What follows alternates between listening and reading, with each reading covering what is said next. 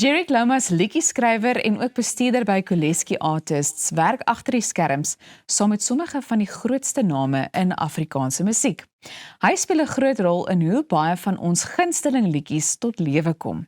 En ons gesels vandag oor die wêreld van 'n liedjieskrywer en vind ook uit hoe 'n liedjie ontstaan, hoe samewerking werk en wat dit regtig verg om 'n treffer te skep. So hartlik welkom hier by ons, Jerick. Baie dankie, lekker om hier te wees. Goed, nou vertel net vir ons so 'n bietjie van hoe jou pad as 'n liedjieskrywer begin het. Dit is eintlik baie interessant.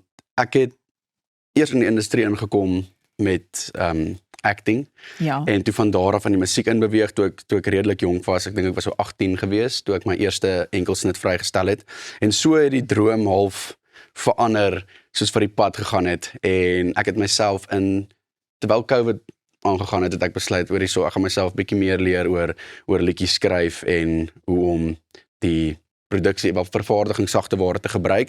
En van daar af het ek vir Paulo Azevedo by Koleski Artists konstant geïrriteer met liedjies. En as ek nou terugdink, verstaan ek nie hoekom hy my aanhou entertain het nie, want dit was regtig sleg geweest. Maar hy het seker wel ietsie gesien en van daar af het ek dit meer en meer saam met hulle begin skryf en saam met van die kunstenaars daarso en dit het gelei tot 'n permanente pos by die platemaatskappy wat ek nou tans mee besig is. So hoe sou jy sê, word 'n mens dan nou 'n professionele liedjieskrywer? Dis 'n baie moeilike een om te beantwoord. Ek dink die groot een is natuurlik passie. Ja. Ek dink mens moet doen wat jy voor lief is en ek dink as 'n liedjieskrywer moet mens nie precious wees oor dit wat jy skryf nie, omdat ons in 'n klein industrie is, moet mens soms maar doen wat die gehoor wil hoor. So as iemand vir jou sê, luister, gaan meer in hierdie rigting, doen meer daai, dan is dit belangrik om dit in ag te neem en ek dink ultimately is dit om net die tyd in te sit en dit te leer en aan te hou gaan. Want ek dink baie mense omdat dit so 'n interessante bedryf is, ek dink is die regte manier om dit te stel. Ja. Is dit nie vir mense maklik om aan te hou te doen nie. Hulle beweeg in ander rigtings in en goed soos dit. So om die deursettingsvermoë te hê om aan te hou en om mense te hê wat jou ondersteun is baie belangrik. Interessant is altyd vir my 'n baie lekker woord om te gebruik. Jy weet, wanneer 'n mens die bedryf moet beskryf, so ek stem heeltemal saam met jou. Maar ek dink baie mense is altyd nuuskierig om vas te stel, jy weet, wat gebeur eerste? Is dit eers die lirieke vir jou persoonlik nou, of is daar eers 'n melodie wanneer jy 'n liedjie skryf? Ek dink die belangrikste gedeelte van 'n liedjie is die sielkunde agter hom. So om 'n goeie konsep te hê, voel ek is baie belangrik, want jy kan 'n great liedjie hê, maar as dit nie praat met die mense daar buite nie, dan maak dit nie regtig saak nie. So ek dink as jy 'n goeie konsep het, dan bou ons hom gewoonlik van daar af. Maar daar's nie regtig 'n formule nie. Ek dink dis baie keer ook net genade dat daar 'n goeie melodie of 'n goeie liriek uitkom. So ja, ek dink sodra daar formules betrokke is, dan begin alles dieselfde klink en ek dink dan stagneer mense. So dis belangrik dat mense dit interessant hou en heeltyd leer. Ek is baie bly jy verwys daarna, want ek bedoel, jy het nou al liedjies geskryf vir kunstenaars soos Rian Benadi, Rowan de Tooy, Karlien van Jaarsveld, Demi Lee Moore. Jy het ook nou gesê, jy het Christine se liedjie geskryf, Plaasdorp toe, wat een van my gunstelinge is. Ag, en dan natuurlik Larika Raag. So ons gaan nou by daai liedjie uitkom, maar verander jou skryfstyl wanneer jy vir verskillende kunstenaars ook skryf. Dit moet tog sekerlik. Ja, ek dink mens moet amper bietjie van 'n verkleermannetjie wees wanneer jy skryf met die kunstenaars, want alles moet pas by wat die kunstenaar wil sê. Ek dink dit is baie belangrik dat 'n kunstenaar, al is dit net met die konsep of met die boodskap wat hulle wil oordra, betrokke moet wees in 'n skryfsessie.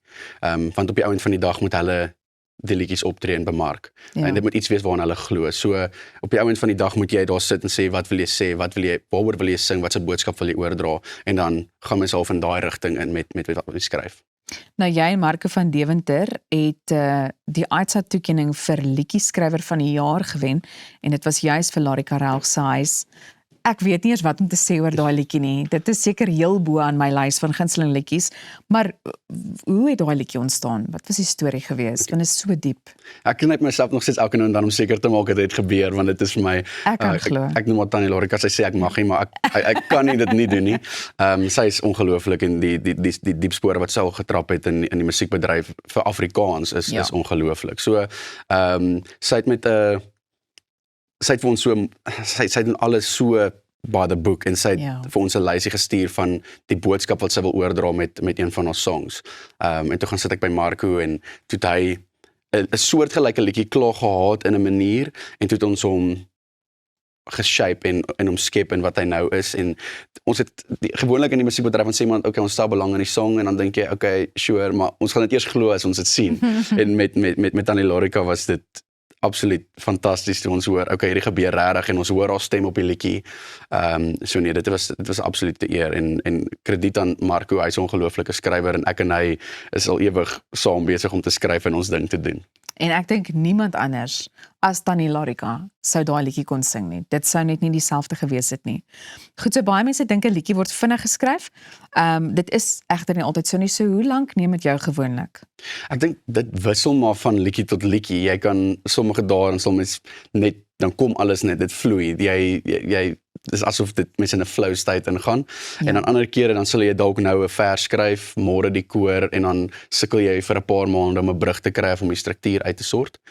So ek dink ek weet dit klink nou dis nou 'n maklike antwoord, maar elke song is maar heeltemal anders. Soms is dit 20 minute, ander kere 'n paar maande.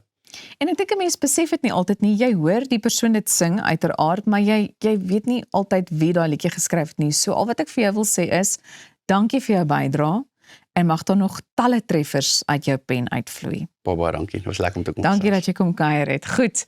Nou ja, ons het nou gehoor hoe die liedjie skryfproses werk. So nou is ons gereed vir musiek.